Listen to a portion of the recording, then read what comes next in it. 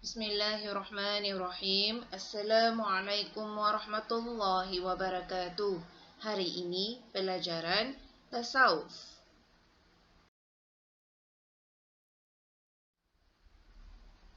Sebelum memulakan pelajaran, mari kita sama-sama membaca doa sebelum belajar.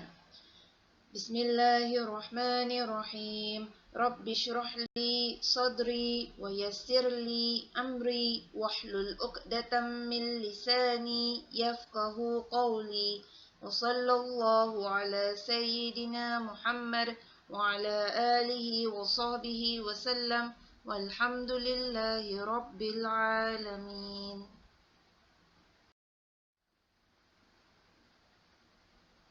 Baiklah murid-murid, sebelum cikgu memperkenalkan tajuk pelajaran tasawuf pada hari ini, cikgu mahu murid-murid meneka melalui gambar yang cikgu paparkan ini. Cikgu ada memaparkan dua gambar yang berbeza. Gambar di atas menunjukkan seseorang sedang bersedekah kepada orang yang memerlukan, dan gambar di bawah seseorang sedang marah terhadap orang yang meminta bantuan kepadanya. Maka daripada dua gambar ini ada perbezaan melalui perbuatan mereka. Yang pertama, seseorang sedang bersedekah. Yang kedua, seseorang tidak mahu bersedekah. Ianya adalah berkaitan dengan tajuk pelajaran murid-murid sebelum ini, iaitu sifat bakhil. Maka tajuk kita ni pada hari ini ialah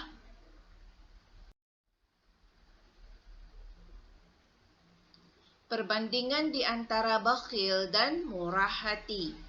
Perbandingan di antara bakhil dan murah hati.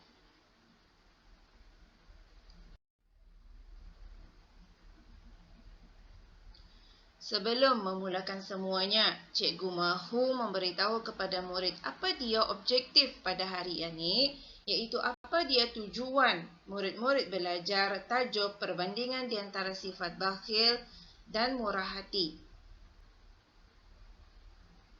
Supaya murid-murid dapat membuat perbandingan di antara sifat bakhil dengan murah hati satu persatu dengan baik. Di akhir pelajaran sekarang, cikgu mahu murid-murid dapat membandingkan mana sifat bakhil dan mana sifat murah hati.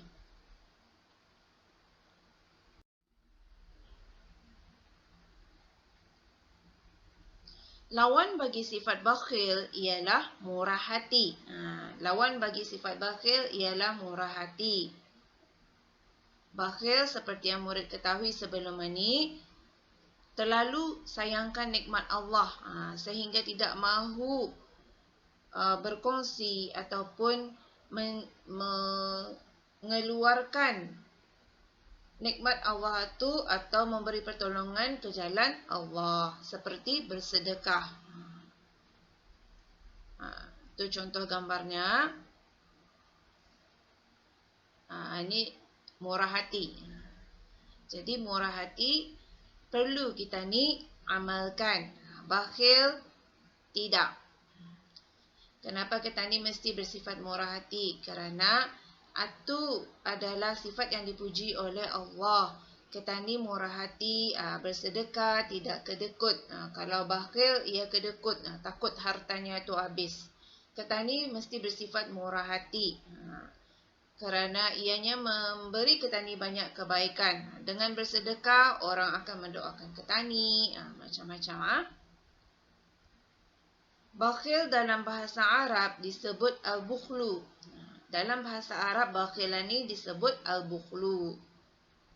Murah hati dalam bahasa Arab disebut as-sakha. As-sakha. Murah hati dalam bahasa Arab disebut as-sakha.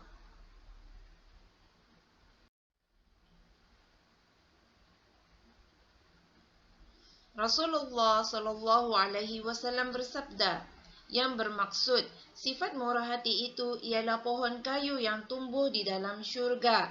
Maka tidak masuk syurga kecuali orang yang murah hati.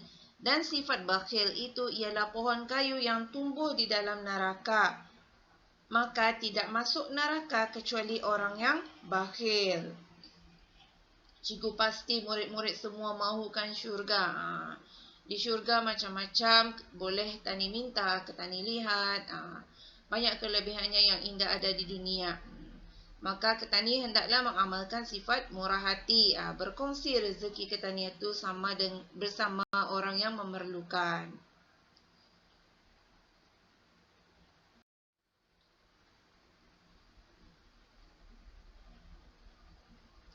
Akibat bakhil mengeluarkan harta. Akibat orang yang bakhil, orang yang kedekut ni mengeluarkan hartanya, orang yang kikir ni, apa akibat didapatnya? Boleh melalaikan diri daripada mengingat Allah, sebagaimana firman Allah dalam surah Al-Munafiqun ayat 9 yang bermaksud, wahai orang-orang yang beriman, janganlah harta kamu dan anak-anak kamu melalaikan kamu daripada mengingati Allah. Dan sesiapa yang melakukan demikian, maka mereka itulah orang-orang yang rugi. Melalaikan daripada mengingat Allah. Ia mengingatkan hartanya sejak sikit-sikit diceknya hartanya tu, takutnya makin kurang. Atutah menyebabkan ia tu kedekut ataupun bakhil untuk mengeluarkan hartanya. Ia lalai. Ketani perlu ingat, Ketani berkongsi rezeki bersama orang yang memerlukan. Boleh menumbuhkan sifat munafik dalam hati, sebagaimana sabda Rasulullah SAW, kasihkan harta dan kasihkan kemuliaan itu keduanya menumbuhkan sifat munafik di dalam hati, seperti air menumbuhkan sayur-sayuran. Kasihkan harta dan kasihkan kemuliaan, keduanya menumbuhkan munafik di dalam hati. Itu adalah sifat yang bahaya. Dalam hati itu sudah gelap. Ada timbul sudah sifat munafiknya. Seperti air menumbuhkan sayur-sayuran. Macam mana sayur itu tumbuh dengan subur oleh air. Macam itu tah orang yang bakhil tumbuh sifat munafik di dalam hatinya. Maka kita ni hendaklah menghindarkan diri daripada bersifat bakhil. Hendaklah kita ni bersifat murah hati.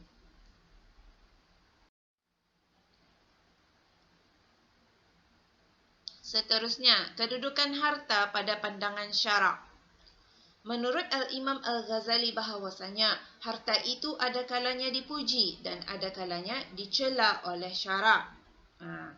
Ketani yang sudah merasai terdapat harta ataupun ada harta, Ketani perlu tahu mana harta yang dipuji, mana harta yang dicela oleh syarak ini.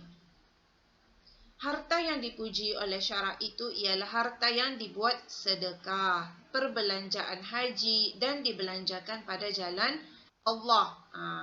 Itu yang mesti kita ni ingat. Aku ada harta ni, aku berkongsi sedikit sama orang yang memerlukan. Aku beri sedekah ataupun simpan untuk perbelanjaan haji. Kan haji itu termasuk dalam salah satu rukun Islam. Niat kita ni sudah baik untuk menunaikan fardu haji dan dibelanjakan pada jalan Allah. Seterusnya dan yang terakhir, harta yang dicela oleh syarak itu ialah harta yang dibelanjakan pada berbuat maksiat dan pada perkara yang disukai oleh hawa nafsu yang bukan di jalan Allah. Harta yang dicela pula, hartanya itu digunakannya untuk berbuat maksiat seperti berjudi dan pada perkara yang disukai oleh hawa nafsu yang bukan di jalan Allah. Dibelanjakannya kepada perkara-perkara yang tidak berfaedah, yang boleh melalaikan ia daripada mengingat Allah. Itu perlu kita ni ingat. Jadi daripada tajuk perbandingan di antara murah hati dan sifat bakhilah ni, cikgu pasti murid-murid sudah tahu membandingkan atau membezakan mana sifat bakhil, mana sifat murah hati. Yang mana murid pilih? Cikgu pasti murid akan pilih sifat murah hati. Kita ni hendaklah bersifat murah hati. Jangan kita ni bersifat bakhil. Berkongsi sedikit rezeki Ketani itu bersama dengan orang yang memerlukan. Ketani hendaklah bersifat murah hati.